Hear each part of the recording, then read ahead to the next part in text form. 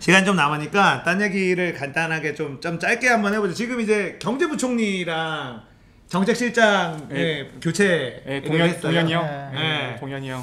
그래서 김동연 경제부총리랑 장하성 정책실장 둘 다 이게 이제 자유한국당에서는 김동연은 자기네 편이라고 생각한 것 같아요. 그러니까 그거를 가치가 있는 거죠. 그런 가치가 이제 생긴 거죠. 그러니까 사실은 김동연하고 장하성 정책실장이랑 둘이 약간 엇박자가 난 적이 좀 있었죠. 근데 이번에 이제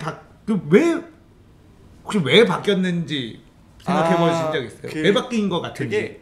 그러니까 저 친구들 중에 기재부에서 실제로 일하는 애들이 몇 명 있어요. 몇 명 있는데 걔들이랑 이야기를 하면 지금 바뀌신 부총리 김동연 부총리는 공무원들의 아이돌이에요. 그러니까 공무원들 사이에선 평판이 너무 좋아요. 그리고 김동연 부총리 같은 경우는 사실은 정권의 좌우 상관없이 계속해서 등용당하던 분이라 그게 일을 일단 너무 깔끔하게 하시고 일을 깔끔하게 하면서도 밑에 강압적이지 않은, 그러니까 굉장히 이상적인 공무원이라고 아랫 사람들이 다 생각을 하더라고요. 근데 그런 사람들은 근데 기본적으로 일 처리에 있어서는 그냥 상명하복이에요. 그 사람은 그러니까 자기가 그러니까 그렇게 계신 분들은 대부분은 이제 공무원으로서의 본분에 충실한 분들이 많아요.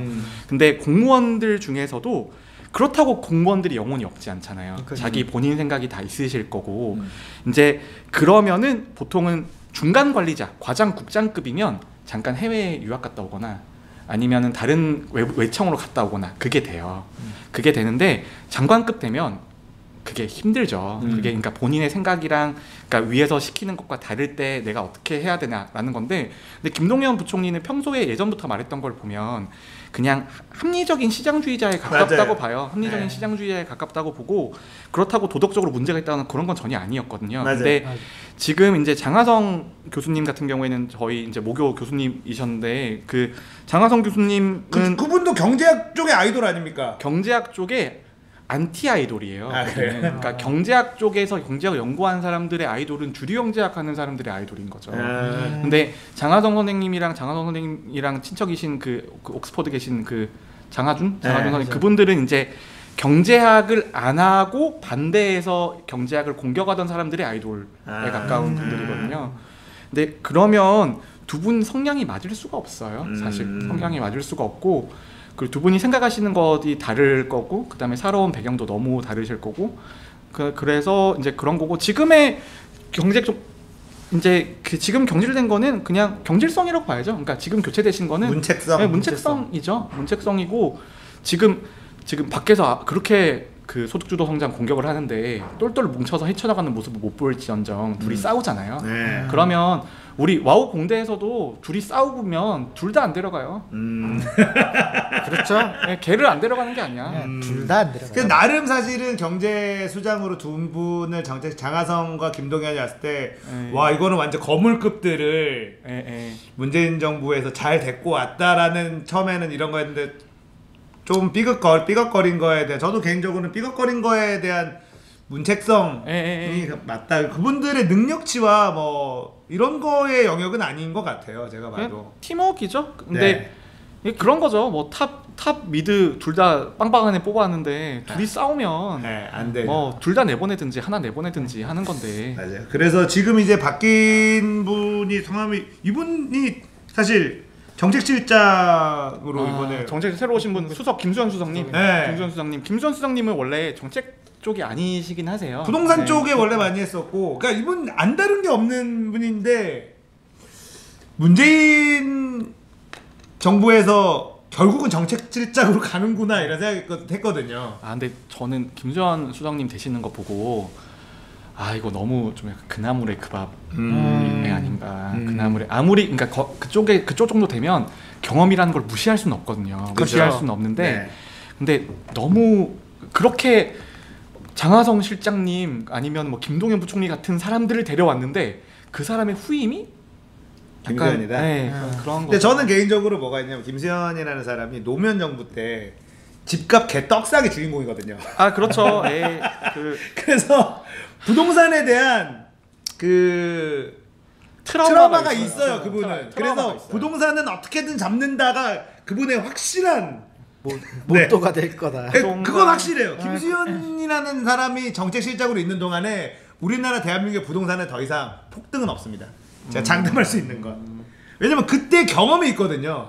이렇게 해서 폭등을 하더라라는 경험이, 뼈아픈 경험이 있기 때문에 그걸 한 번 더 한다 그러면 그 사람은 진짜 무능력자로 갈 수밖에 없는 거죠. 그리고 노무현 정부 때 집값 폭등은 여러 가지 이유가 있었지만 결국은 강력한 정책을 마지막에 썼어요. 다 오르고 난 다음에. 카드가 없었던 게 아니라 있었는데 그렇죠. 경기를 얼어붙이지 않게 하고 하면서도 부동산만 잡고 싶었던 어떤 욕심. 그러니까 결국 경험이 뭐냐면 부동산을 잡기 위해서 경기를 얼어붙게 하지 않고 부동산을 잡는 방법은 없다라는 거를 배운 거죠. 그러니까 국민들이 너무 고통스럽게 하고 배운 거죠. 아 근데 뭐 벙커링도 3번 당한 분이 있는데 집값이라고 3번 안 당할 이유가 2번 안 당할 이유가 없잖아요. 설마. 그래서 저는 이제 어쨌든 국회에서 기조연설을 문재인 대통령이 하면서 정책 기조가 달라지진 않는다는 거를 확실하게 못을 딱 받고 시작을 그렇죠. 했어요. 근데 이제 와서 1, 2년 만에 트는 것도 웃긴 일이에요. 그렇죠. 네, 그러니까 1, 2년 만에 트는 사람을 두 정책실장과 경제부총리를 바꾸면서 기조가 안 바뀌는데 사람만 바꾸면 뭐 하느냐? 뭐 이 말도 그렇죠. 일리가 있는데 저는 그래서 이게 문책성이다. 바꾸는 게 대신에 이제 바뀌신 분대로 이제 정책 기조는 안 바뀌는데 행동 기조가 바뀔 수는 있겠죠. 그렇죠. 아무래도 속도 조절은 좀 들어가야 되지 않을까. 왜냐면 너무 큰 실험을 했죠. 네. 어쨌든 간에 지금 큰 변화를 끌고 가는데 그리고 언론이나 이런 데에도 그렇게 아군들이 없는 상황에서 지금은 약간의 숨고르기를 해야 돼요. 아무리 좋은 방향이라고 하더라도. 그리고 우리가 좋은 방향인지 아닌지도 결과가 나오려면 시간이 좀 걸리잖아요. 그거 문제인데 지금 그 각 대학의 경제학부 교수들이 한국 경제지표 나온 거 눈 빠져라 기다리고 있어요. 논문 쓰려고. 지금이 꿀이지. 지금 한국이 지금 세계 역사상 유례 없는 실험을 하고 있거든요. 경제학적으로. 그래서 지금 다들 지금 지표 나오는 것만 기대하고 있어요. 그래서 거기서 논문 쓰는 사람 한 명은 아마 뭐 상 하나 받지 않을까 싶거든요.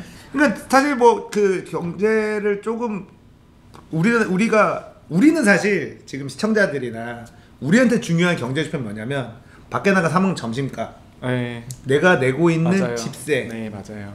이거 두 개예요.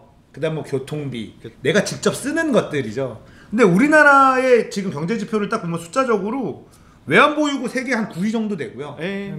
매우 훌륭해요. 대한민국 정부 세수 엄청 잘 거치고 있고요. 해외에서 대한민국이라는 나라를 봤을 때는 엄청 건강하고 튼튼한 나라예요. 튼튼한 나라고 저는 우리나라 경제가 성공할 수 있는 이유가 우리나라는 산유국이에요.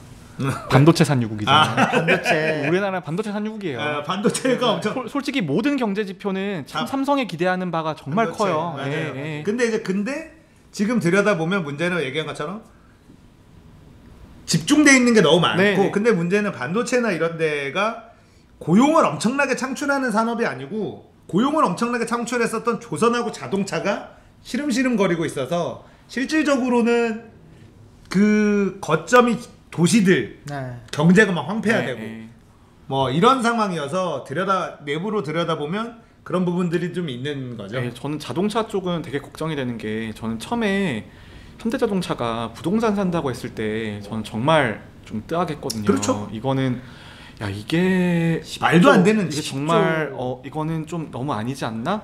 근데 그 돈으로 다른 걸 했었으면 차라리 그거 말고 차라리 어디 로봇 회사 사든지, 그러니까 보스턴 다이나믹스 그때 뭐였냐면 제가 알기로 미쯔비시가 아마 매물로 나와 있었는데 그게 몇 주 안 했어요. 그렇죠. 그거를 샀으면 그 기술이라도 더 땡겨가지고 미쯔비시의 기술과 현대자동차 갖고 있는 기술이랑, 그러니까 지금 보면은 현대자동차가 해외에서도 국내에서도 지금 안 좋거든요.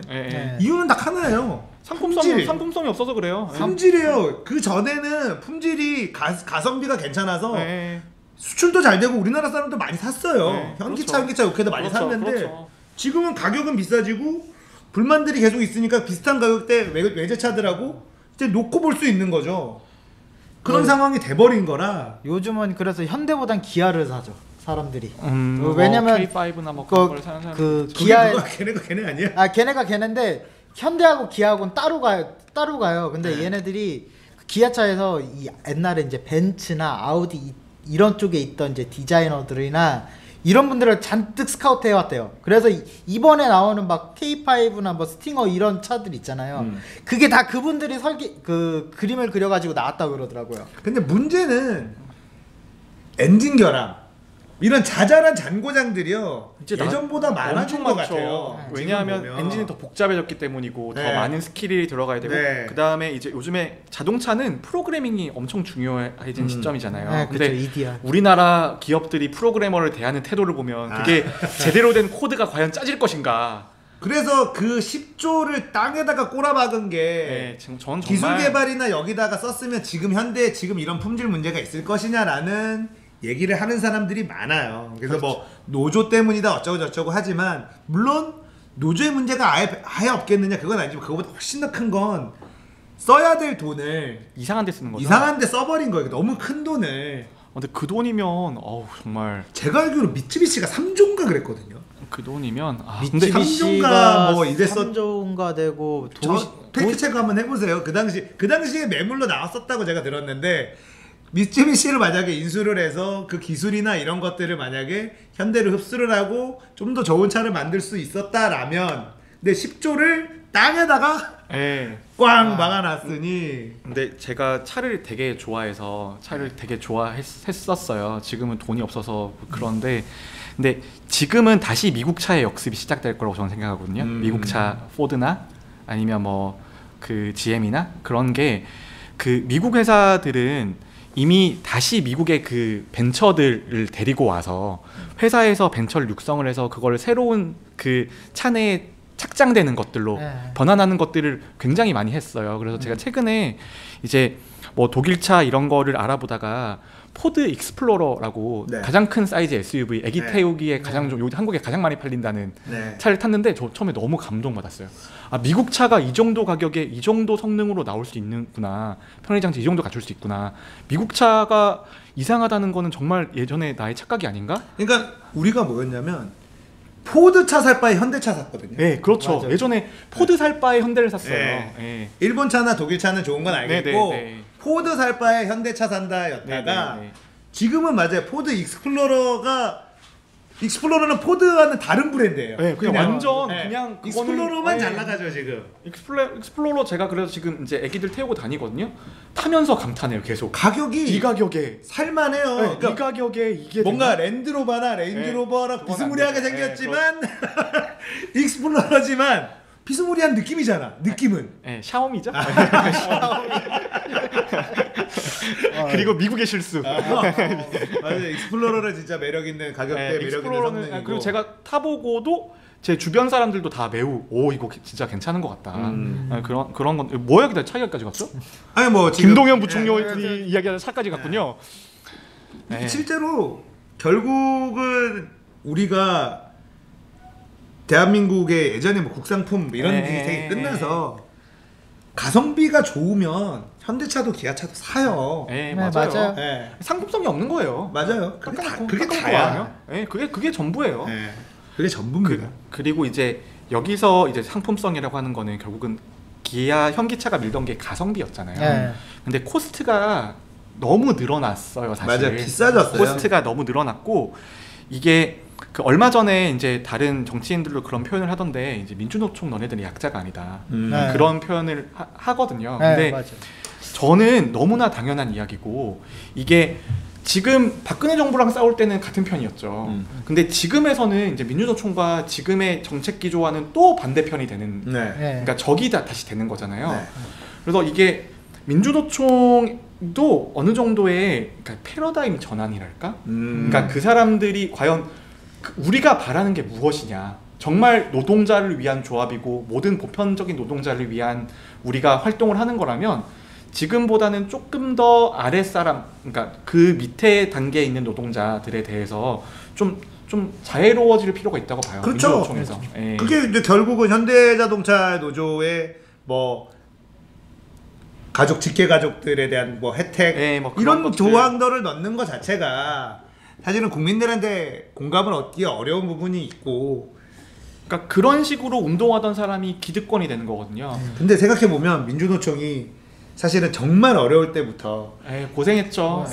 싸워온 시간이 이만큼인데 이때 동안 기득권이 못됐으면 그것도 비응신이야. 그건 맞아요. 그거 맞아요. 이만큼은 싸워왔으면은 어느 정도 기득권에 올라가야지. 근데 그분들이 고생하신 거는 인정을 해요. 고생하신 거는 인정을 하고 이제 모든 사람이 그 대우를 다 받으면 좋죠. 네. 근데 이제 지금 그렇지 못하니까 저는 그 노총 쪽에서 좀 전향적인 입장을 보일 필요는 있다고 봐요. 그렇죠. 그게 굉장히 필요한 거고. 그러니까 사실은 민주노총에서도 비정규직이라든지 그 다음에 민주노총 산하에 들어가 있지 않은 거기조차도 들어와서 보호받지 못하는 노동자들을 위해서 뭘 할 것인가를 내놔야 되고 사실 그게 어려워요. 재벌들도 사실 잘 안 내놓잖아요. 그래서 싸워가지고 뜯어내는 거고 노동자들이. 그러니까 지금 뭐 해야 돼요? 비정규직들이 다시 노동조합을 만들어가지고요. 또 싸워야 돼요. 민주노총이 걸어온 길을 사실은 그게 자연스러운 자본주의 투쟁의 역사일 수밖에 없는데 가진 거를 내놔라. 잘 안 내놓죠. 누가 내놔요? 어떻게 이걸 얻었는데 기득권을 내놓는다는 게 자체가 그 쉬운 게 아니잖아요. 그거를 되죠. 그걸 버릴 수 있는 사람이 몇이나 되겠어요. 그래서 솔직히. 사실은 정부가 국민의 손으로 뽑을 수 있는 정부가 필요한 거죠. 정부가 강제로 버릴 수 있게 어느 정도 좀 뜯어내게 이렇게 하려고 하는 게 그래서 자본주의와 민주주의가 같이 있어야 이게 돌아가게 되는 거거든요. 안 그러면 사실은 말이 안 되는 상황이 올 수 있죠. 자, 엄청규 오늘 이런저런 얘기를 좀 다 해봤습니다.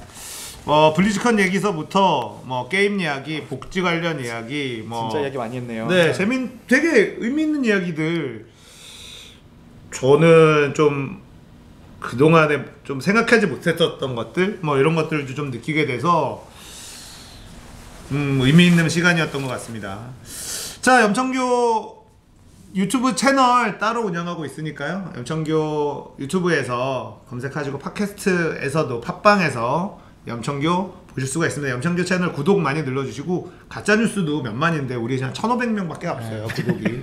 아니, 혼자만 보시지 말고 주변에 홍보해주세요. 링크를 좀 뿌려주세요. 링크를 좀 뿌려주시고 뭐 그런 거 좀 해주시고. 근데 저희가 그걸 하려면 또 이제 하이라이트 좀 약간 재밌게 좀 편집을 좀 해야 되는데 그런 것도 저희가 좀 더 노력을 해봐야 될 것 같습니다.